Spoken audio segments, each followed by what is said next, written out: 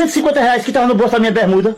Eu não tô escutando, não. Tô escutando não o quê, rapaz? Não deu de besta, não. Eu saí ontem pra tomar uma e tava com R$200 no bolso da bermuda. Paguei a conta, R$50 da conta eu paguei. E vim de lá direto pra casa. Sobrou R$150. E eu fui olhar no bolso da bermuda ainda agora e não tá lá. Aí, cadê? Tu sabe onde é que tá? Daqui não tá dando pra escutar nada, não, É amor. você, anda muito cínica mesmo, rapaz. Rapaz, vem pra cá que eu vou pra aí que eu quero ver. Dá pra escutar ou não dá? Pronto. Fale agora que eu quero ver. Você é muito espertinha. Eu quero ver se agora vai dar pra escutar. Eu não sei como é que a pessoa tá bem pertinho da pessoa e não dá pra escutar. Fale que eu quero ver. Por mais baixo que você falar, eu vou escutar. Fale. Aquela mensagem que mandaram no seu WhatsApp, que eu vi hoje de manhã enquanto você tava dormindo, dizendo assim: meu amor, depois a gente conversa.